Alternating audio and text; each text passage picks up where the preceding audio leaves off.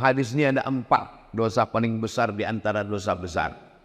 Yang pertama kata Nabi, pas disuruh saya bacakan. Karena perempuan tak boleh kita pegang kepalanya. Nah, kalau ada nanti orang ruqyah bilang, ini mesti dipegang. Ini jinnya kuat ini. Itu hantu dia tuh. Assalamualaikum warahmatullahi wabarakatuh. Alhamdulillah, Allahumma salli ala Sayyidina Muhammad wa ala ali Sayyidina Muhammad. Yang sama kita hormati Ketua beserta seluruh pengurus Masjid Syuhada Damai Langgeng. Hadir juga bersama kita pagi ini Ketua Ikatan Abdul Internasional, Pak Abdul Wahid. Yang ceramah nih Abdul Somad. Ini orangnya. Baik. Mudah-mudahan Allah Subhanahu wa taala memberikan kita istiqamah iman dan Islam. Amin ya rabbal alamin. Saya akan membacakan satu hadis yang diriwayatkan dari Sayyidina Anas bin Malik dalam kitab Sahih Al-Bukhari tentang 4 dosa besar. Nanti setelah hadis ini saya sampaikan, menjelang waktu sholat sunan isyraq, saya jawab beberapa pertanyaan. Setelah itu kita sholat sunan isyraq masing-masing. Setelah sholat sunan isyraq, kabarnya ada acara makan bersama di rumah masing-masing. Ada? Oh ada. Nah, itu mancing panitia aja. Ada kitab yang selalu dijadikan rujukan umat Islam dalam bidang hadis, Sahih Bukhari.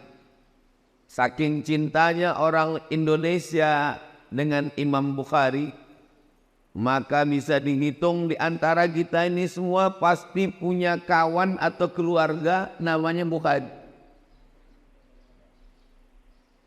Paling tidak nama lakinya Pak Bukhari, nama kawannya Pak Bukhari, saking cintanya nama Bukhari. Apa arti Bukhari itu Pak Ustadz? Bukhari itu artinya orang Bukhara, nama negaranya Uzbekistan.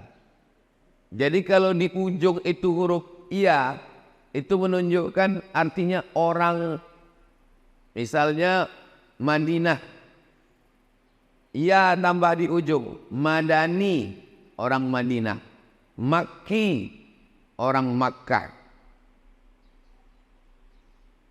Pekanbaru payah juga, Pekanbarui. Jadi kalau di ujung itu ada huruf ya, nisbah, itu menunjukkan asal daerah. Ada Imam Masjidil Haram namanya Syekh Ahmad Khatib Al-Minkabawi, berarti Minangkabau. Syekh Muhammad Yasin bin Isa Al-Fadani, berarti orang Padang. Abdul Wahid Al-Indragiri, orang Inhil, Indragiri. Damai Langgengi, Damai Langge. Nah, jadi Bukhari itu bukan nama. Bukhari itu artinya orang Bukhara, Uzbekistan, berbatasan dengan Afghanistan. Yang mirip-mirip nama negaranya, Afghanistan, Uzbekistan, Tajikistan, Kirgistan, Pakistan. Ini adalah ulama besar. Nama lengkap dia Muhammad bin Ismail bin Ibrahim bin Al-Mughirah bin Bardisbah. Muhammad bin Ismail bin Ibrahim bin Al-Mughirah bin Bardisbah. Kenapa Ustadz hafal cuman sampai Bardisbah? Karena Bardisbah ini atuknya yang kelima, mu'allab, Persia masuk Islam. Dia bukan orang Arab. Jadi kalau ada orang mengatakan, saya ini Pak Ustadz tak bisa bahasa Arab, tak paham Quran karena bukan orang Arab. Imam Bukhari pun bukan orang Arab. Tapi ada yang bilang katanya Ustadz Somad orang Arab. Arab cemas, Arab maklum. Jadi Imam Bukhari ini orang Persia, atuknya mu'allab, lalu kemudian umur 16 tahun dia pergi ke kota Makkah Al-Mukarramah melaksanakan ibadah haji. Lalu kemudian dari kota Makkah dia pergi ke kota Al-Madinah Al-Munawwarah ziarah ke makam Nabi Muhammad SAW.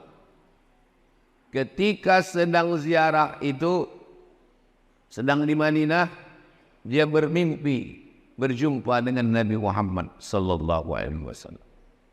Ketika dia sedang bermimpi dengan Nabi Muhammad SAW itu, dia bermimpi dia sedang mengkibaskan kipas pengusir lalat. Lalu setelah dia terbangun, ditengok kitab takwil, makna mimpinya itu mengkibaskan kipas menghalau lalat, artinya bahwa dia membersihkan ajaran Islam dari hadis-hadis palsu. Karena lalat ini membawa bakteri kotor, najis. Maka mengkibaskan kipas menghalau lalat artinya menghilangkan hadis-hadis palsu dari ajaran Islam. Dan memang akhirnya dia menulis kitab yang isinya sahih semua. Itulah dia dikenal dengan kitab Sahih Al-Bukhari. Kenapa disebut sahih? Karena isi dalam kitab Sahih Bukhari itu tidak ada hadis dhaif, tidak ada hadis palsu, semuanya hadis sahih. Memangnya ada hadis itu yang palsu Pak Ustaz? Ada. Kasih contoh hadis palsu. Al-Bazinjan syifa'un min kulli da'. Terong obat dari segala macam penyakit. Itu hadis palsu. Siapa yang membuat? Bang jual terong. Jual terong tulat. Tapi tidak semua hadis tentang makanan itu palsu. Habbatus sauda syifa'un min kulli da'. Hambah sauda, biji-biji hitam, sekarang sudah banyak dijual dalam bentuk minyak, dalam bentuk kapsul. Obat dari segala macam penyakit. Itu hadis sahih. Alaikum bisyifa'aini, hendaklah kamu berobat dengan dua obat penyembuh. Al-asal, madu. Hadis tentang madu ada yang sahih, ada yang dhaif, tapi tidak palsu. Jadi tentang hadis sahih, palsu, dhaif, itu kita mesti serahkan kepada para ulama. Yang paling mudah, kalau beli kitab hadis, tengok di bawah statusnya. Hadis sahih. Berapa status hadis? 4. Yang paling tinggi sahih. Di bawah sahih, hasan. Di bawah hasan, dhaif. Di bawah dhaif, maudhu'. Contoh hadis dhaif. Allahumma barik lana fima razaqtana wa qina azabannar. Dhaif.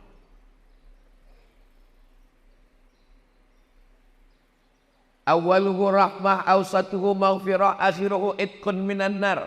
Dhaif. Utlubil ilma walau bisin, tuntutlah ilmu walau ke negeri Cina.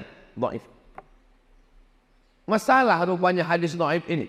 Kata Imam Nawawi, ajma'al ulama'u ala jawazil amali bil hadis dhaif. Ulama sepakat boleh mengamalkan hadis dhaif. Mana tahu nanti ibu bapak sedang makan. Allahumma barik lana fima razaqtana wa qina azabannar. Datang orang sebelah, itu hadis dhaif. Emang masalah buat lo? Hadis dhaif tidak masalah, tak apa-apa diamalkan. Dengan syarat 5.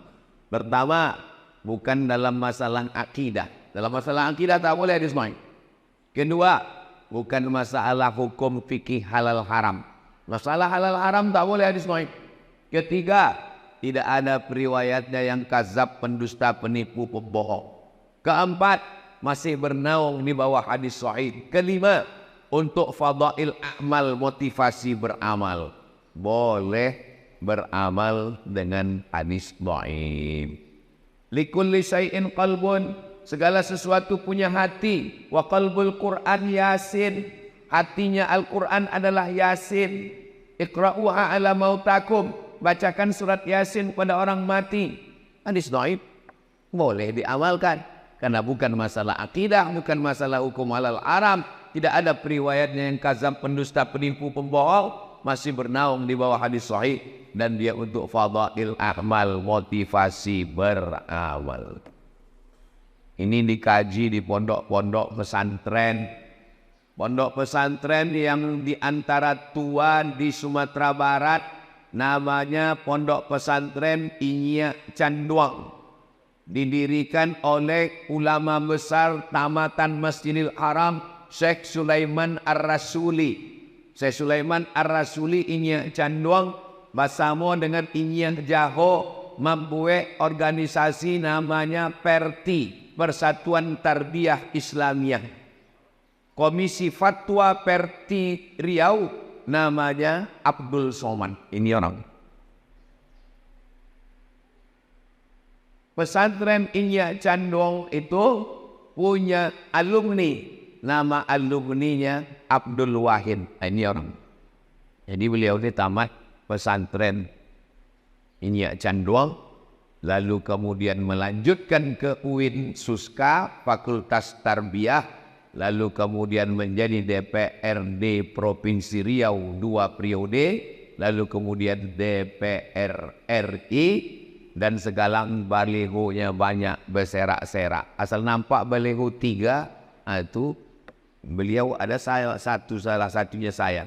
Tadi saya tengok baliho ini 3, rupanya 3 gambar saya.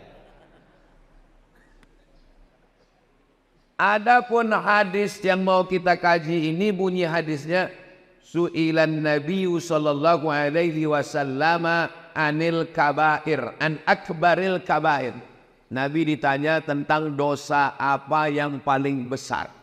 Ada dosa besar, ada dosa kecil, ada dosa besar, ada dosa terbesar di antara dosa besar. Dalam hadis ini ada 4 dosa paling besar di antara dosa besar. Yang pertama kata Nabi, al-isyraku billah, syirik, mempersekutukan Allah. Siapa yang mempersekutukan Allah ini? Makanya nama perbuatannya syirik, orangnya namanya musyrik. Kata mereka Tuhan itu ada jantan ada betina. Tuhan yang jantan namanya Allah, Tuhan yang betina namanya Lata.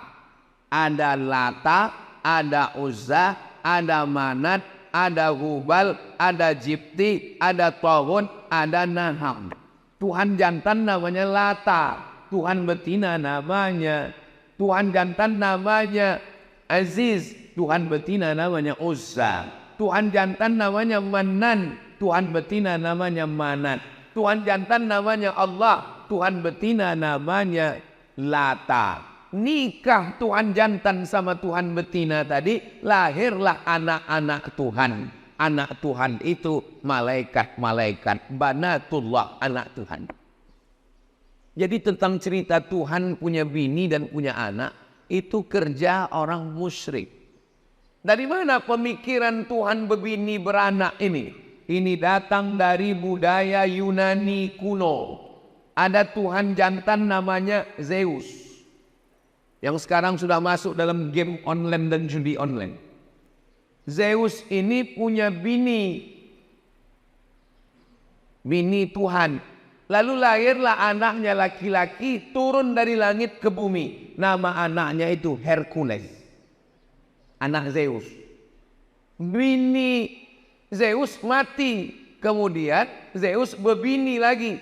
Bininya yang kedua ini jahat, kejam, memusuhi Hercules. Itulah setan. Jadi kalau ada bini jahat berarti tak ada, saya bilang begitu. Jadi mitologi namanya. Ketika datang Nabi Muhammad SAW, ajarannya yang pertama adalah jangan syirik. Makanya kalau orang mau masuk Islam, dia mesti bisa mengesampingkan ini semua. Ajaran pertama dalam Islam, la ilaha. Kau jangan menyembah pokok kayu. Menyembah pokok kayu itu syirik, karena menduakan Allah. Kita diajarkan 17 kali sehari semalam, iyyaka na'budu wa iyyaka nasta'in. Ini sekarang banyak orang iyyaka na'budu wa duku nasta'in. Kenapa berdukun itu syirik? Karena dukun-dukun berkawan sama setan. Dukun mintanya ke setan. Saya tak percaya Pak Ustadz dukun itu mintanya ke setan. Buka Quran juz 29. Ada satu surat namanya surat Al-Jin. Kenapa surat Al-Jin Bapak dengarkan aja pengajian. Ya, baik. Karena pengajian subuh ini udah direkam. Kenapa surat Al-Jin? Karena memang makhluk jin itu ada.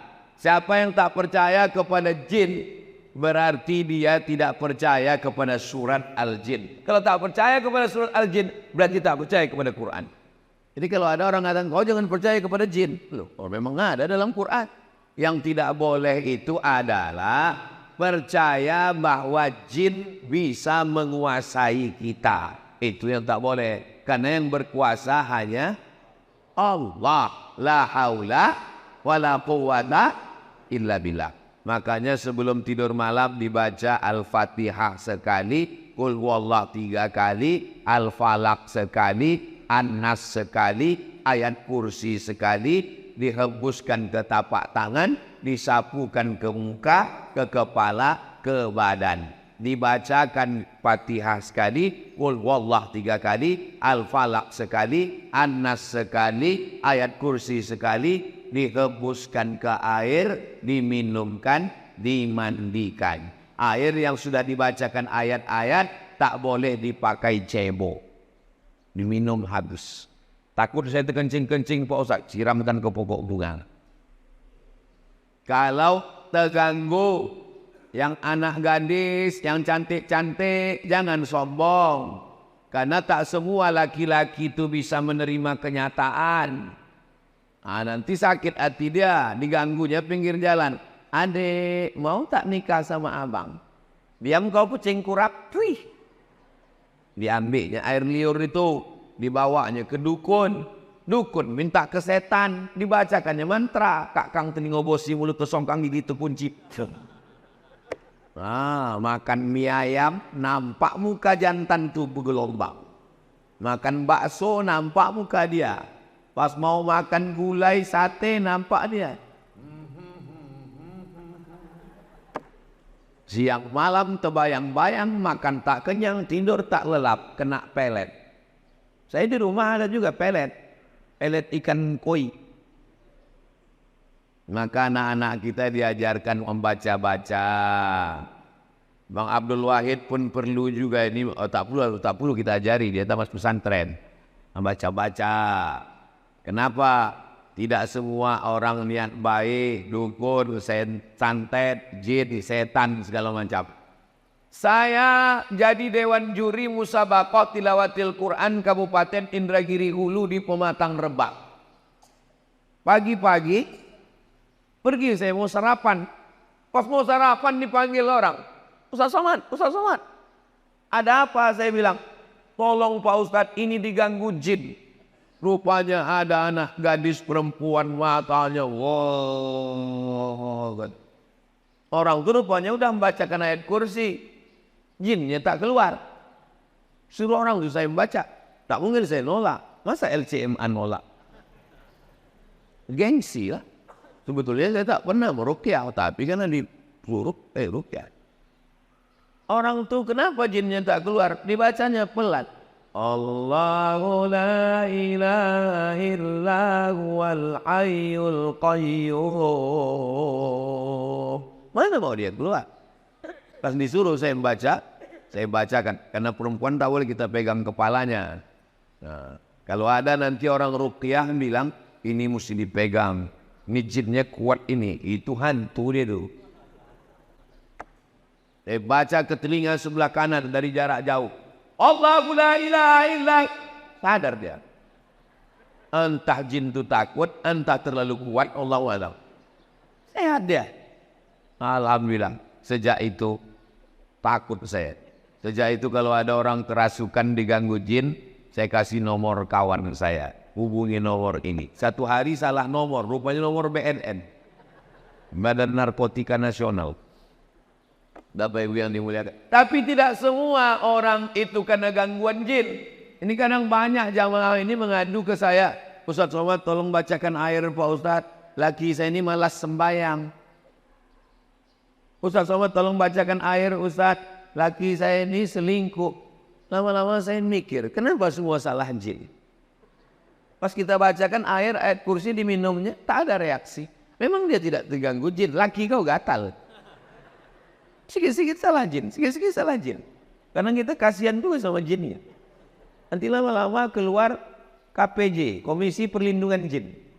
Saking banyaknya jin yang teraniaya. Bahkan jin pun udah banyak yang pensiun. Kata jin, aku udah tak menggoda manusia lagi. Lebih parah pula orang itu dari aku lagi, kata dia. Bapak Ibu yang dimuliakan Allah. Dibawalah Ustadz Ruqyah ke rumah sakit. Sampai di rumah sakit, dibaca Ustadz nilai ayat kursi. Allahu la ilaha illa huwal hayyul qayyum. Diludahinya Ustadz. Apa kata dia? Sesama jin dilarang saling mengusir. Gitu. Rupanya ulah yang membaca itu 11-12 sama yang dibaca. Jadi kata orang kampung kita, ini bukan masalah pistolnya, tapi masalah orangnya. Kalau bahasa kampungnya, man behind the gun. Orangnya.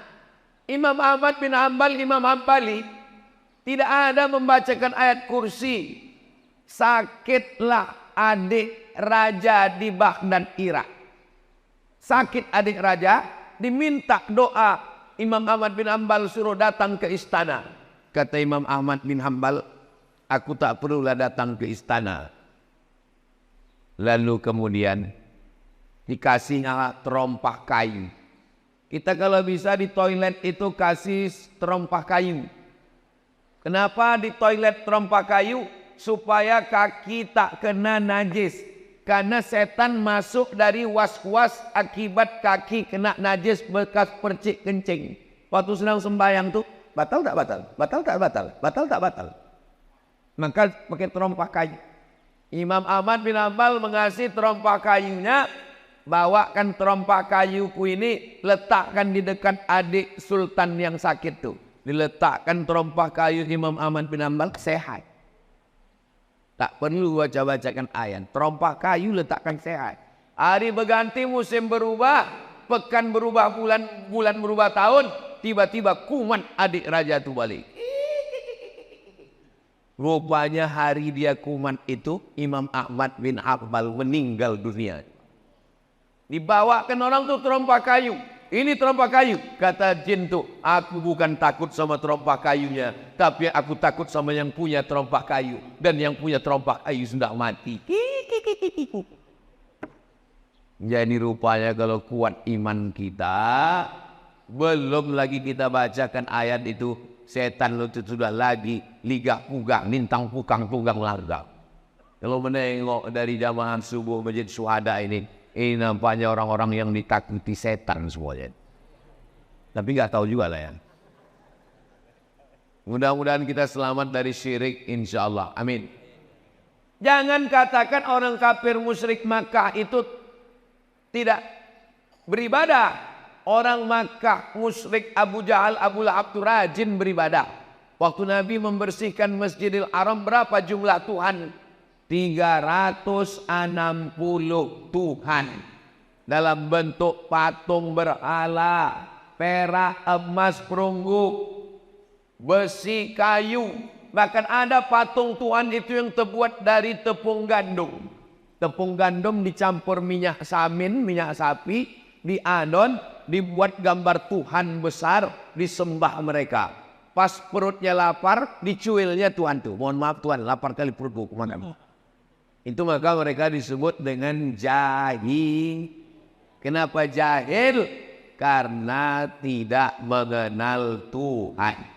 Maka dalam tauhid dikenal awwaluddin ma'rifatullah. Perkara pertama dalam Islam adalah mengenal Allah. Wujud tidak baqa mukhalafatu lil awadisi qiyamuhu binafsihi wahdaniyah qudrat iradat. Tapi dakwah pengajian ke kampung-kampung tak sampai. Jangankan ke kampung, ke Palas aja tak sampai. Mohon maaf Ustadz Somad, tolonglah kirim Ustadz-Ustadz ke Palas nih Pak Ustadz. Tak sampai Ustadz Ikmi, Ustadz MDI dari Pekanbaru Pak Ustadz. Gas motor tuh cuma sampai di jembatan Leton. Asal sampai leton mati mesin. Itulah maka Ustadz Al-Nob Dinar membuka pesantren di Palas. Alhamdulillah anak-anak tahfiz Quran itu yang jadi imam. Saya tak sanggup berdakwah masuk kampung ke kampung. Yang kami masuk cuman Bagan Benio, Talang Mama, Talang Perigi, Talang Jerinjing. Itu yang kami cuman sanggup masuk. Yang bisa mengirim dai-dai ke pedalaman Riau ini adalah gubernur. Kalau terpilihlah gubernur yang peduli pesantren, tamat pesantren, peduli dakwah, dikirimnya lah dai-dai ke pedalaman insya Allah. Mudah-mudahan terpilihlah orang yang peduli kepada dakwah insya Allah. Amin. Tapi kami bingung Pak Ustadz, banyak kali balego-balego sekarang. Kalau tuan sholat Jumat jangan lupa bawa kain. Kalau udah ada yang ada gambar Ustadz Somad jangan lagi ke yang lain. Jelas. Kalau tuan pergi ke Palas, jangan lupa membawa kawan. Kalau ada yang bilang tak jelas, memang dia belum sarapan. Yang kedua, apa itu dosa besar? Uququl walidain, durhaka kepada orang tua. Tahu Bapak Maradona? Maradona ditanya, siapalah orang yang paling kau idolakan Maradona? Kata Maradona, ayahku melepuh keringatnya mencari makan untuk aku. Lalu kemudian dia balik ke rumah. Ayah Maradona itu kuli. Balik dia ke rumah. Dia bilang, kami tanya, ayah dari mana? Aku dari jalan-jalan tadi, kata dia. Karena dia ingin menyenangkan hati kami. Dibelikannya aku bola. Dialah yang pertama kali membelikan aku bola, menyuruh aku ke lapangan bola. Tak layak aku membanggakan orang lain. Sementara ayahku yang sudah berpeluh keringat, darah, air mata, membelikan bola untuk aku. Jadi Maradona itu mungkin akidahnya tak sama dengan kita. Tapi pasal kepada orang tua, dia termasuk orang yang berbakti kepada orang tua. Saya tidak mengajak Bapak Ibu suka sama Maradona. Tak sukanya tak apa-apa. Kita bebas, kita demokrasi kok. Tapi jangan caci maki, sumpah serapah, ejek mengejek, bully membuli. Begitu juga dalam hal masalah pilkada ini. Jangan, beda biasa. Tapi jangan caci maki, sumpah serapah. Kalaupun ngejek, hati-hati juga. Ini survei kan udah 35%. Susah mengejarnya. Kalaupun ngejek, ya sekedarnya aja lah. Susah nanti memperbaiki hubungan kita. Saudaraku yang dimuliakan Allah Subhanahu wa Ta'ala. Jadi masalah orang tua, mudah-mudahan anak-anak kita ini semua anak-anak yang berbakti kepada orang tua insyaallah. Amin. Yang ketiga, yang dosa terbesar itu adalah qatlun nafsi, membunuh. Membunuh, benci, sakit hati sama orang, sewa preman, tabrak, mati, kecelakaan, padahal membunuh. Sakit hati sama orang, pergi ke dukun, santet, dibunuh pakai jin. Jin bisa membunuh. Sahabat Nabi ada yang meninggal dibunuh jin. Namanya Sa'ad bin Ubadah. Dibunuh jin di dalam toilet. Memang sudah sampai ajalnya. Mati syahid. Kita sebelum masuk ke toilet, Allahumma inni a'udzubika minal khubusi wal khaba'is. Begitu kita bacakan Allahumma inni a'udzubika, maka langsung badan kita itu dipasang Allah penutup. Sehingga jin setan yang ada di toilet itu tak bisa menengok kita. Saya pergi ke stasiun kereta api Pringsewu. Bahasa Jawa sewu itu artinya apa? Simu. Sewu, simu. Pringsewu, stasiun kereta api 1000 kamar yang ada di Semarang. Sampai di atas, kereta api ini punya Belanda. Sampai di atas saya ditunjukkan sama guide-nya. Ustadz Somad, ini ruangan jenderal Belanda. Toiletnya di luar. Jadi rupanya Belanda itu dulu tahu toilet itu tempat setan, dibuatnya jauh-jauh. Itu beda orang dulu sama orang sekarang. Orang dulu makannya di rumah, buang air besarnya di luar. Orang sekarang makannya di luar, buang air besarnya di kamar. Ustaz Somad ini ngomong gitu macam toilet dia tidak di rumah aja. Toilet saya di rumah, tapi ada dindingnya, ada pintunya. Ditutup, mau tidur malam ditutup. Baca doa, mau masuk ke dalam Allahumma inni a'udzubika minal khubuthi wal khaba'is, dipasang Allah semacam protek pelindung, tertutup badan kita ini semua. Jadi orang yang tak baca doa Allahumma inni a'udzubika minal khubuthi wal khaba'is, masuk ke toilet, ditengok jin, ditengok hantu, ditengok setan. Syukur-syukur setan itu kalau cuma nengok. Kalau dia streaming, hidup aja kamera, ditonton semua sama kawan-kawannya. Masa setan itu canggih juga punya handphone macam kita Pak Ustaz? Baca buku Isa Daud dari Mesir. Judulnya Al-Hiwar Ma'ajinnil Muslim. Teknologi jin lebih canggih daripada teknologi zaman kita sekarang. Mana buktinya? Jin Ifrit. Jin Ifrit sanggup memindahkan kursi Balqis dari Yaman ke Palestina sebelum Nabi Sulaiman berdiri. Kata Nabi Sulaiman, ayyukum ya'tini bi'arsyiha qabla an ya'tuni. Siapa yang sanggup membawa kursi Balqis dari Yaman ke Palestina 3000 km sebelum Ratu Bilqis sampai, apa kata jin Ifrit? Ana atika bi qabla an taquma min maqami. Aku bisa memindahkan kursi Balqis dari Yaman ke Palestina sebelum kau tegak dari tempat duduk. Tegak dari tempat duduk itu berapa detik? 5 detik kalau tak kena osteoporosis. Cobalah tegak. 1, 2, 3, 4, 5. Pindah kursi Balqis.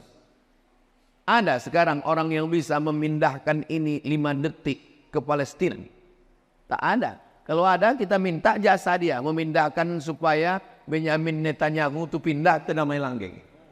Sampai sini baru kita gulai dia. Asam podeng. Uququl walidain, durhaka pada orang tua yang keempat. Pertama, syirik. Kedua, durhaka orang tua. Yang ketiga, membunuh. Yang keempat, syahadatuz zur, kesaksian palsu. Jangan bersaksi palsu. Saya nggak pernah bersaksi palsu Pak Ustaz. Orang kalau sudah disebut saksi palsu, bayangan dia di pengadilan, ditanya hakim, apakah saudara melihat peristiwa ini? Saya melihat Pak Hakim, padahal dia tak menengok.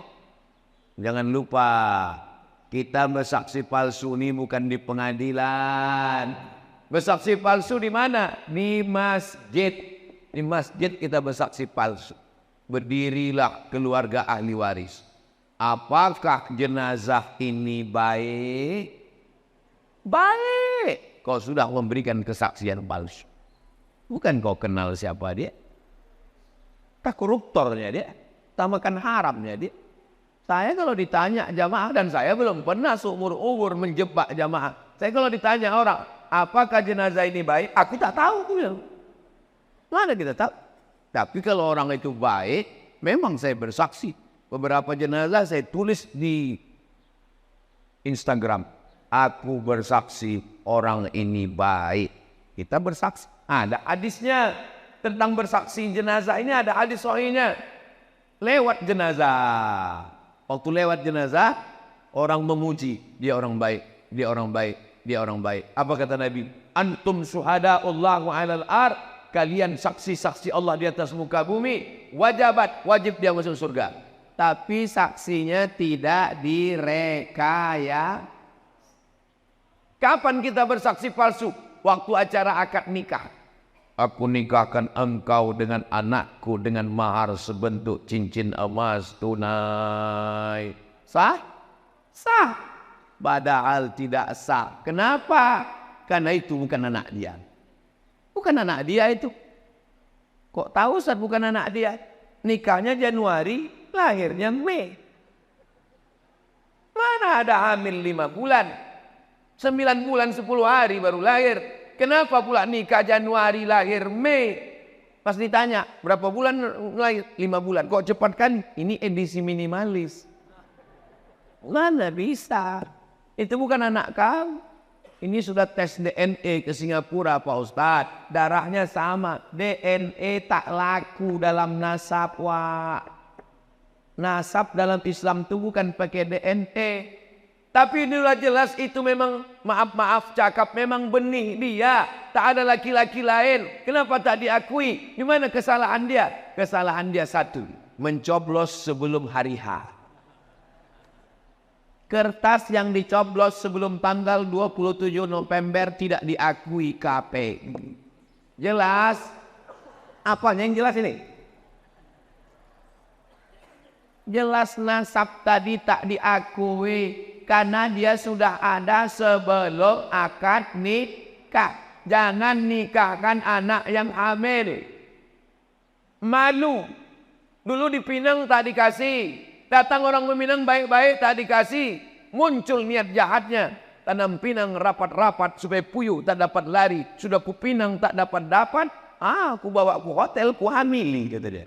Nauzubillah. Banyak orang tua sekarang lebih mau makan di daun daripada makan di pinggan. Di Pinang tak mau. Mau mencari menantu kaya. Mau mencari menantu hebat. Sudah hamil baru tahu rasa. Barulah dinikahkan. Itu nikahnya menurut mazhab Syafi'i sah. Nikahnya sah.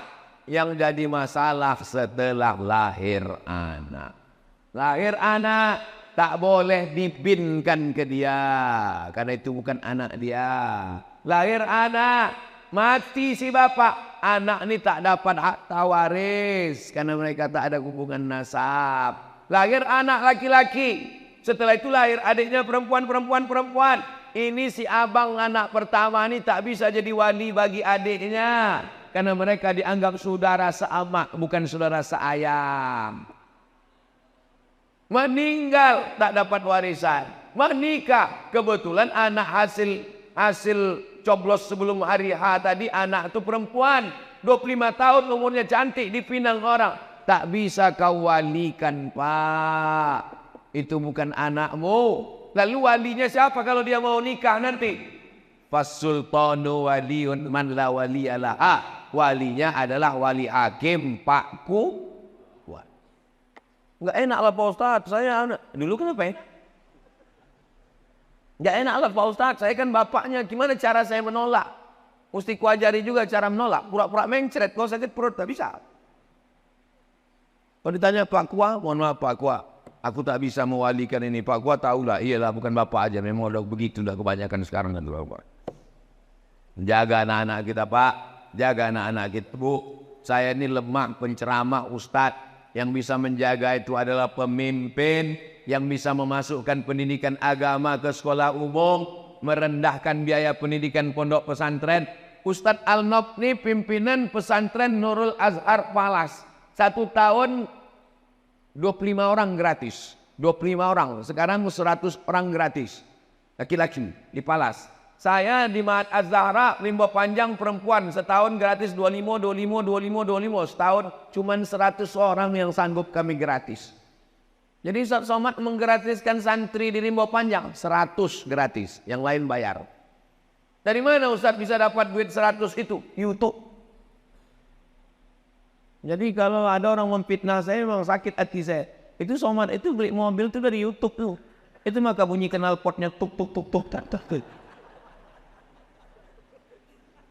Semua duit YouTube itu untuk makan santri, gaji guru, beli beras, beli gulai, beli ikan, bayar listrik, bayar lampu.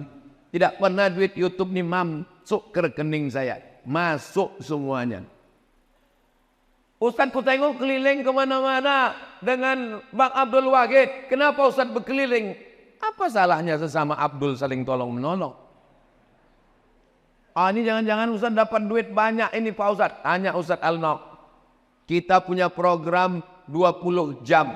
Hari Sabtu, hari Jumat Sabtu. Jumat Sabtu bulan Oktober, Jumat Sabtu bulan November. Semua duit yang masuk diserahkan untuk makan santri, gaji guru. Ini perlu saya jelaskan di tempat yang suci ini. Supaya apa? Jangan ada dusta di antara kita.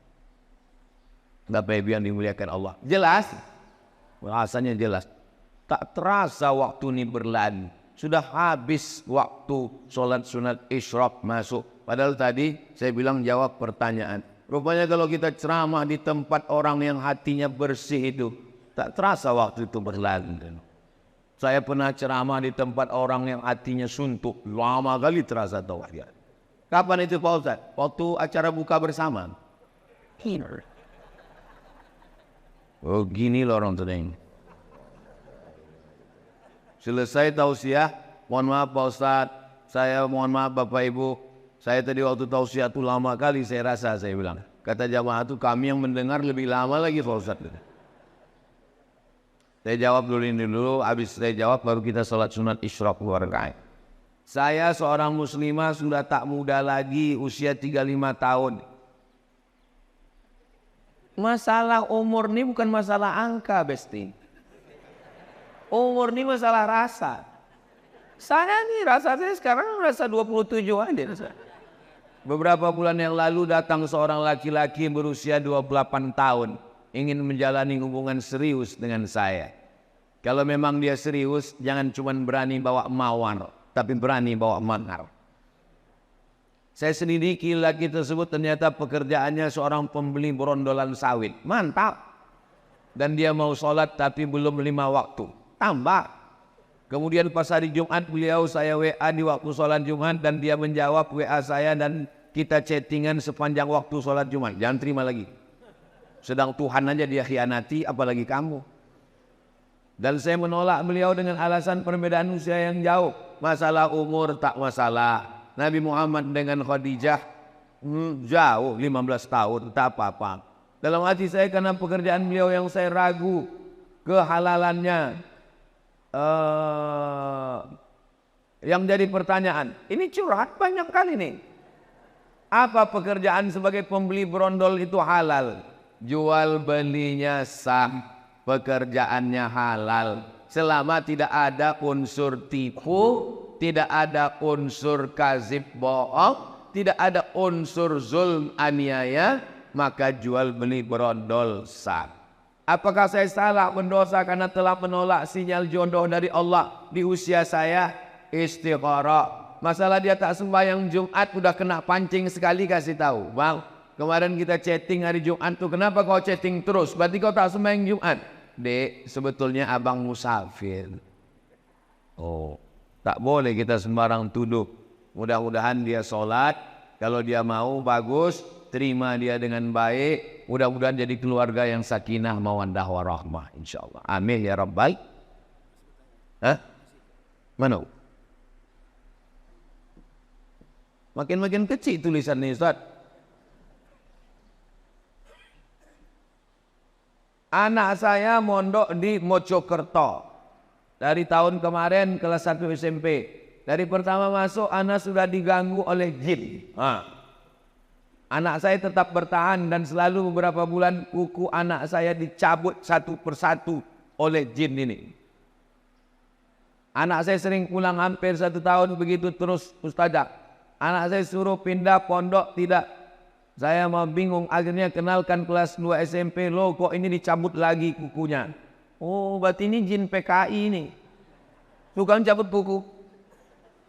Kalau suka mencabut alis mata, itu jin perempuan. Dan suka mencabut alis. Setiap saya carikan tombol ke ustadz jawabannya yang selalu menakutkan. Saya kasih nomor Ustadz Faizar, spesialis jin. Nanti minta ke Ustadz Alnob ya. Saya tak berani nge-share nomor dia, nanti terganggu dia. Nanti saya kasih ke nomor Ustadz Alnob, Ustadz Faizar. Saya buat biar tak susah mencari nama Ustadz Faizar ini, saya buat di sini Ustadz Jin. Nah, Ustadz Jin. Tengok Ustadz Jin. Itu Ustadz. Kasih ke ibu nih nama Ustadz Faizar Jin. Ada lagi pertanyaan tadi? Udah catat nomor. Nanti kirim ke ibu itu nomor Ustadz Faizar. Bolehkah berhajat ingin rumah cepat terjual ditebus dengan puasa? Oh, jadi kalau rumah terjual puasa, kalau tak laku-laku tak puasa-puasa. Itu namanya nazar. Nazar itu membuat amalan sunat menjadi wajib Nazar namanya. Aku bernazar nanti kalau begini-begini aku akan, kalau lulus anakku ini PNS aku akan berkurban. Kalau tak lulus aku tak berkurban sampai mati. Itu merajuk namanya. Hukum asal nazar itu boleh. Tapi kata Nabi, nazar itu untuk orang yang pelit. Pelit dia tak mau bersedekah, maka diikatnya dengan nazar. Tapi hukum asal nazar hukumnya boleh mubah. Tolong kalau sebelum bernazar itu diingat baik-baik. Khawatirnya waktu bernazar berjanji-janji sesudah selesai tak ditunaikan. Ada orang begitu. Pak Ustadz, saya kemarin bernazar. Apa nazarmu? Saya puasa Senin Kamis sampai mati. Matilah kau. Dia tak taat. Jadi sebelum bernazar tuh pikir-pikir baik-baik. Saya anjurkan kalau nazar bagusnya nazar sedekah saja. Karena kalau puasa Nabi Daud bernazar pula puasa Nabi Daud sampai mati. Sebelum mati kita dulu lagi. Kita sibuk. Jadi sebelum bernazar itu pikirkan baik. Kalau nazar sedekah, ini bagus. Ada lagi pertanyaan Ustaz Al-Nob? Apakah cerita Sa'ban dan Sa'labah itu termasuk hadis palsu Pak Ustadz? Hadis palsu. Usah diriwayatkan lagi. Usah disebar-sebarkan lagi. Man kadzdzaba alayya muta'ammidan, siapa yang berdusta kepadaku secara sengaja, falyatabawa maq'adahu minan nar, siapkanlah tempat duduk dari api neraka. Jadi kalau ada penceramah meriwayatkan hadis palsu satu hari sekali, sebulan booking 30 kursi di neraka jahanam. Hati-hati meriwayatkan hadis, kalau tak betul-betul sahih, tanyakan kepada ahlinya. Mudah-mudahan kita selamat dunia akhirat insyaallah. Ini ada pertanyaan, mana tadi pertanyaan Ustaz Al-Nob tadi mengirimkannya? Saya mengalami maaf cakap, keputihan terus menerus. Sebelum sholat saya bersihkan, dan ketika sholat keluar. Bagaimana Pak Ustadz? Laki-laki bisa mengalami namanya sulusul baul. Baul kencing, sulusul rantai. Sulusul baul kencing berantai, menetes tak putus-putus. Perempuan bisa mengalami dua. Pertama istihadah, darah tak putus-putus. Yang kedua cairan tak putus-putus. Maka cara mengatasinya bagaimana? Dibersihkan sebelum masuk waktu sholat. Pergi ke toilet, bersihkan, sesudah itu pakai pembalut. Setelah dipakai, berwuduknya setelah masuk waktu. Jadi kalau zuhur jam 12.15, jangan berwuduk sebelum azan, sebelum masuk waktu. Begitu mendengar suara azan, Allahu Akbar, Allahu Akbar, masuk ke toilet, bersihkan, pasang pembalut, maka yang menetes setelah wuduk tadi, ma'fu anhu, termaafkan. Bisa terjadi tiga. Pertama, sulusul baul, kencing tak putus. Kedua, istihadah, darah tak putus. Ketiga, cairan yang tak putus keluar. Khurujus syai'i anis sabilaini, keluar sesuatu dari dua jalur. Dari kubul bagian depan, dubur bagian belakang. Kalau keluar dia batal wudhu. Kalau batal wudhu, batal sholat. Tapi ada keringanan. Kalau dia menjadi penyakit, berobat, berkusu. Kalau tak juga sembuh, maka dia menjadi ma'fu anhu, termaafkan. La yukallifullahu nafsan illa wus'aha. Itulah kaji kita subuh ini. Mudah-mudahan berkah. Kita sholat sunat isyraq. Habis itu nanti kita tak tahulah tahap kata panitia.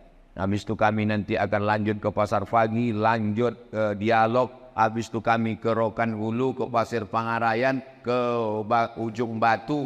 Jadi Ustaz Somad ini keliling-keliling terus nih sampai kapan? Sampai tetes darah penghabisan. Tanggal 27 November, hari Rabu, jam 12 siang, tutup TPS, barulah selesai. Ala hazihin niyah al-Fatihah. A'udzubillahi minasyaitonirrajim. Bismillahirrahmanirrahim. Alhamdulillahi rabbil alamin. Arrahmanirrahim. Maliki yaumiddin. Iyyaka na'budu wa iyyaka nasta'in. Ihdinas siratal mustaqim. Siratal ladzina an'amta 'alaihim ghairil maghdubi 'alaihim waladdallin. Amin. Allahumma salli ala sayyidina Muhammad wa ala ali sayyidina Muhammad. Assalamu alayka ya Rasulullah. La tada' lana dzamban illa ghafarta. Pulang kami dari masjid syuhada ini bersih dari dosa-dosa. Wala dainan illa qadaita. Tolong kami lepas dari hutang piutang riba. Wala maridan illa syafaita. Yang sakit-sakit angkat penyakitnya. Wala mayitan illa rahimta. Yang meninggal dunia ampunkan dosanya. Wala aziban illa zawajata. Yang belum menikah jumpakan dengan jodohnya. Wala raghiban illa anjabata. Berikan keturunan soleh solihah, anak penghafal Quran. Ya qadiyal hajat, engkau menunaikan hajat. Iqdi hajatina, tunaikan segala hajat kami. Allahumma rzuqna imaman adila, berikan riau pemimpin yang adil dan amanah. Pemimpin yang takut kepada engkau ya Allah. Pemimpin yang peduli kepada anak yatim, fakir miskin ya Allah. Rabbana taqabbal minna innaka antas samiul alim wa tub alaina innaka antat tawwabur rahim. Rabbana atina fid dunya hasanah wa fil akhirati hasanah wa qina azabannar. Wa sallallahu ala sayyidina Muhammad wa ala alihi wa sahbihi wa sallam walhamdulillahi rabbil alamin. Taqabbalallahu minkum minna wa minkum taqabbal ya karim. Salat sunat Isyraq 2 rakaat, habis itu baru kita bersalam-salaman. Usolli sunatal Isyraq raka'ataini lillahi ta'ala. Terima kasih segala perhatian, mohon maaf segala kesilapan. Wassalamualaikum warahmatullahi wabarakatuh.